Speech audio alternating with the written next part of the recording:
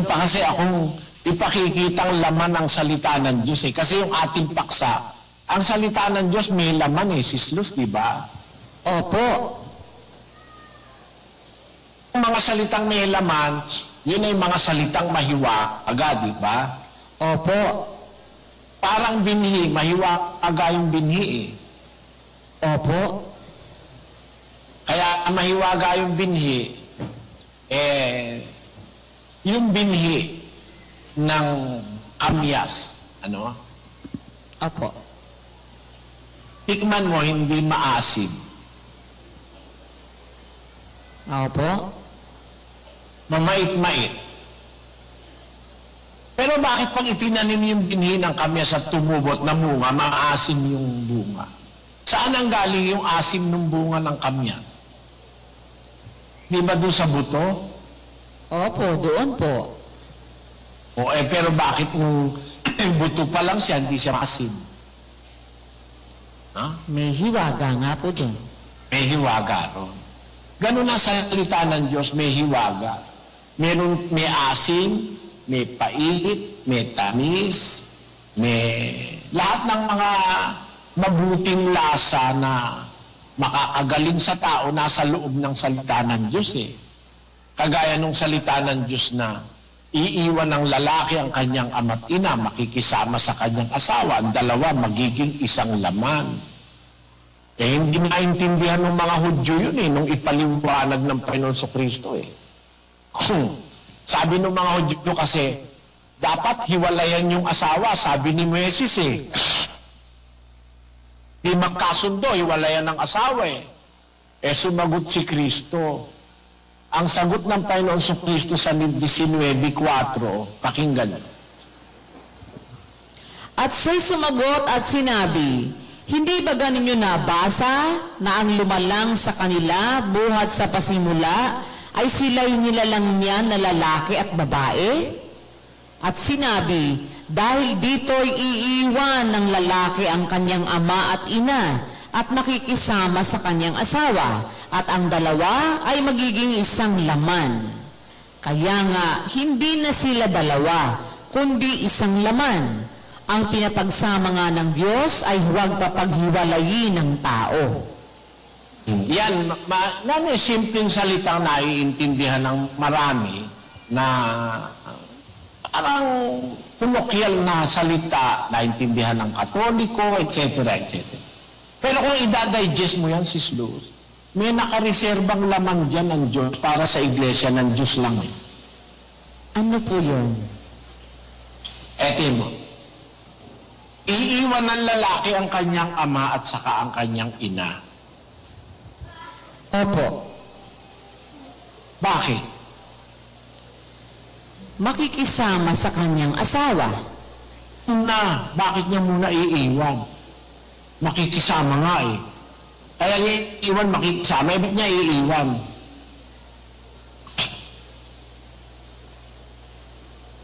Sabi po iiwan.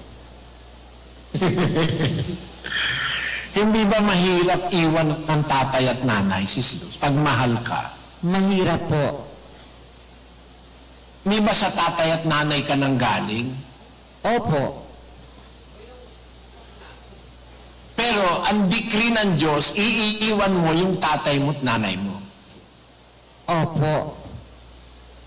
Pag mag-aasawa ka na. Opo. Mahirap yun sa anak, tama ka. Tama po. Hindi ba mahirap din sa magulang yun? Mahirap din po. Parang hindi ko ma-imagine pag iiwan na ako ng aking mga anak at mga apo na mag-iisa na lang ako. No? Puti naman yung sinabi ng Kristo at saka ng Diyos. Yung mag-aasawa, iiwan niya ang kanyang ama't ina. Tama? Tama po. In the first place, pag hindi ka iiwan at dadalhin sa yung manugang mo, at yung manugang mo buribot, dagdag konsumisyon yun. Tama? Tama po. So it is a form of convenience dun sa mag-asawang matanda na na mabawasan na sila ng obligasyon, hindi madagdagan. Opo. Iiwan mo ng ngayon, kung lalaki ka, ang tatay mo at nanay mo na pinanggalingan mo, masakit sa'yo, masakit din sa nanay at tatay mo. Pero yun ang tama Yun ang sabi ng Diyos Iiwan mo ang iyong ama't ina, makikisama ka ngayon sa iyong asawa. Kaya yung mga nag-aasawa na ayaw iwan niyo yung tatay nila at nanay nila, huwag muna kayong mag-asawa. Mamas boy ka o mamas girl ka, huwag ka muna mag-asawa. Hindi ka pa pala nakahandang iwan ng tatay mo at nanay mo. Hindi ka marunong sumunod sa diwa ng Kristo. Kasi ang diwa ng Diyos ang may sabi na iwan ng lalaki ang kanyang ama't ina, makikisama sa kanyang asawa, ang dalawa magiging isang laman. Kaya hindi na sila dalawa, kundi isang laman. Yun. Ano ibig sabihin? Pag nag-asawa ka, you are separated and segregated doon sa laman na pinanggalingan mo. Ang laman na pinanggalingan mo, tatay mo at nanay mo. Makikisama ka ngayon sa ibang laman at doon ka makikiisang laman. Naintindihan mo ba kung gaano kahirap yon, Sis Luz? Opo. Kung gaano ang lawak ng salita na yon pag mag-aasawa ka, magiging isang laman kayo ng asawa mo. Pag hindi kayo cooperative sa isa't isa, ang magiging resulta, break up ng marriage. Pagkawasak ng pamilya. Kasi hindi pinatupad yung kahilingan ng kautusan na magiging isang laman. Ang ibig sabihin nun, magkaisa sa damdamin, magkaisa sa pagmamahal, magkaisa sa pagtatapat, magkaisa sa pagmamalasakit, yung mahal ng lalaki yung asawa, mahal naman ng babae yung asawa, isang laman sila. Tapos, ang kasunod, ang pinapagsama nga ng Diyos. Bakit pinapagsama? Inalis ka dun sa dating pinagkasama mo sa buhay ng tatay mo at nanay mo, isinama ka ngayon dito sa ibang laman na gagawin mong kaisang laman, pagkatapos ay pinagsama kayo ng Diyos. Nung paiwan sa'yo, yung tatay mo at nanay mo, yun ang akto ng pagpapasama sa'yo ng Diyos sa iyong asawa. Kaya yung pinagsama ng Diyos, huwag paghiwalayin ng tao. Masamang papaghiwalayin yun. Masama ang resulta nun. Merong mga disadvantages at mga risk. Pag pinaghiwala, yung mga anak mapapariwara, yung mga anak ay mapaapi, maaaring maapi. Pag nag-asawa yung iba sa ibang babae o sa ibang lalaki, yung anak mo maaapi o kaya mamaltratuhin, etc.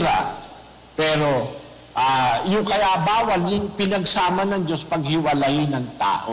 Yun ang sabi ng ating Panginoong Jesucristo, no? Na yan ay tamang-tama. Physically, tamang-tama yan, Sis Luz.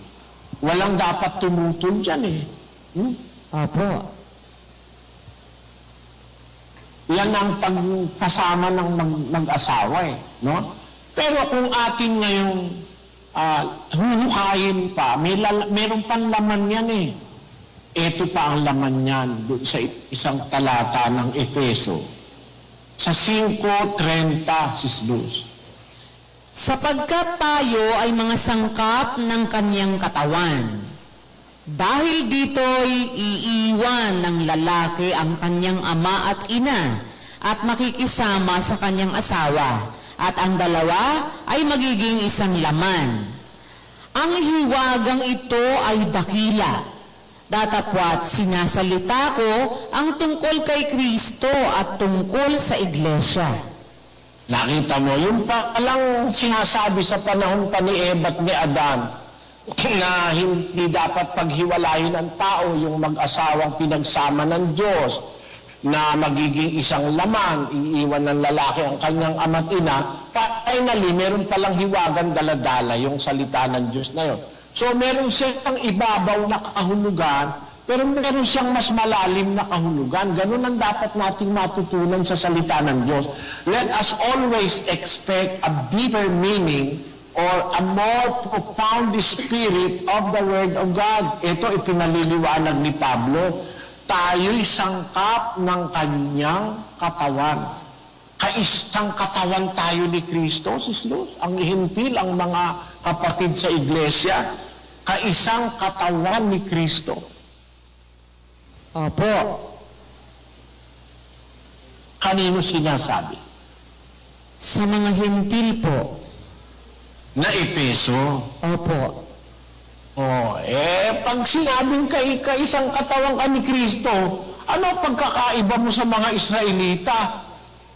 Wala po. Kung sila'y nasa bahagi ng mata, nasa bahagi ka rin ng mata. Kung sila'y nasa bahagi ng kamay at paa, nasa kamay, paat kamay ka rin. Paano mo ngayon sasabihin na mayroong distinguishing factor para mahiwalay tayo sa karapatan ng Israelita? Sislus. Wala nga po. Kasama sa kasing Kausap ni karapatan. Pablo riyan, tayo, mga hintil at saka Israel, tayo'y mga sangkap ng kanyang katawan. Dahil dito'y iiwan ng lalaki ang kanyang ama at ina, makikisama sa kanyang asawa, ang dalawa'y magiging isang laman. Kaya tayo makakalaman ni Kristo. Kaya sa iglesia, kung paanong si Kristo, ang laman niya, walang alkohol, dapat wala ka rin alkohol ang laman mo. Tama ba yun, Sislus? Tama po. Kasi kaisang laman ni Kristo. Nakiapid, dapat huwag ka rin makiapid. Kasi pag nakiapid ka, yung laman mo magiging bahagi ng patutot. Opo. Opo. Sahin natin ang unang Korintos 6. Ganito mababasa sa 17. Ngunit ang nakikisama, 15. 15. Hindi ba ninyo nalalaman na ang inyong mga katawan ay mga sangkap ni Kristo? Kukunin ko nga baga ang mga sangkap ni Kristo at gagawin kong mga sangkap ng isang patutot? Huwag nawang mangyari. O hindi ba ninyo nalalaman na ang nakikisama sa patutot ay kaisang katawan niya? Sapagkat sinasabi niya, ang dalawa ay magiging isang laman. O kita mo? Di ba sinasabi na ang dalawa magiging isang laman? Kung makikisama ka sa patutot, magiging isang laman ka ng patutot. Kaya kung nakikisama ka kay Kristo sa iglesia, kahit hintil ka, dapat maging kaisang laman ka ni Kristo. Ibig sabihin, kung si Kristo hindi nakiapid, huwag ka rin makikiapid. Kung si Kristo hindi nangalon niya, huwag ka rin mangangalon niya. Kung kaisang katawan ka ni Kristo. At kung kaisang katawan ka ni Kristo, ang sabi ni Pablo, dahil dito'y iiwan ng lalaki ang kanyang ina, makikisama sa kanyang asawa, ang dalawa magiging isang laman. Ang hiwagang ito'y dakila. Datapot sinasalita ko ang tungkol kay Kristo at tungkol sa iglesia. Kaya ang iglesia ay ang katawan ni Kristo, kalaman ni Kristo, kapareho ng laman ni Kristo. Para tayo maging karapat-dapat na sangkap ng katawan ni Kristo, mangilag kayo sa pakikiapid, ang sabi ni Pablo. Ang nakikiapid ay nagkakasala laban sa kanyang sariling katawan. Ayon, sa 6, ang lahat ng kasalanang gawin ng tao ay sa labas ng katawan. Magsitakas kayo sa pakikiapid. Ang gumagawa ng pakikiapid, nagkakasala laban sa kanyang sariling katawan. Nagkakasala tayo sa Diyos at sa katawang ating kinauugnayan pagka tayo makikiapid. Kaya mga kapatid, dito sa mga talinghagang itong sinasabi ng Biblia, nai-establish na ang salita ng Diyos may laman mayroong mas malalim na laman. Yung palang pagkakaugnay ng iglesia kay Kristo, yun ang larawan ng sinasabi sa Eden, na iiwan ng lalaki ang kanyang ama't ina. Nangyari kay Kristo yun. Na iniwan niya yung kanyang nanay, yung tatay niya, iniwan niya, nakisama sa iglesia. At ang dalawa magiging isang laman. Makaisang laman niya ang iglesia, kaisa niyang pagtitiis, kaisa niyang kalinisan. Tapos, pinagsama ng Diyos pagpaghiwalayin ng tao. Kaya nga takot akong magtiwalag pagka hindi dapat itiwalag eh. Kasi parang inihihiwalay mo sa katawan ni Kristo yung taong hindi naman karapat dapat ihiwalay. Para ako magtiwalag, sinisigurado ko na dapat na talagang alisin dahil hindi bahagi ng katawan. Mga tinatawag na kapatid pero hindi sumusunod sa aral. Kasi masama yun eh. Yung pinagsama ng Diyos, wag paghihiwalayin ng tao. Ang relasyon ni Kristo at ng Iglesia ay gaya nung sinasabi na yun ni Pablo. Ang hiwagang ito'y dakila. Ang sinasabi ko sa inyo ay tungkol kay Kristo at tungkol sa Iglesia. Kaya tayong mga hintil bilang bahagi ng Iglesia at kasangkap ng katawan ni Kristo. Meron tayong karapatan, kapareho ng karapatan ng mga Hudyo, na mga pangunahin na naging sangkap ng katawan ni Kristo. Dahil dito, nagpapasalamat tayo sa Diyos. Mga kapatid, nakita natin yung hiwaga ng ating kaligtasan. Meron tayong pag-asa sa buhay na walang hanggan. Meron tayong pag-asa sa mana. Meron tayong pag-asa, meron tayong inaasahang awa ng Diyos para sa kanyang mga anak. Meron tayong karapatan na maglingkod sa Diyos. Pagpahalagahan natin ang karapatang ito, huwag nating pabayaan ito'y ating maiwaglit. Kung manggagawa ka kapatid, pahalagahan mo yan higit sa babae, higit sa kasintahan, higit sa kalayawan, higit sa pera.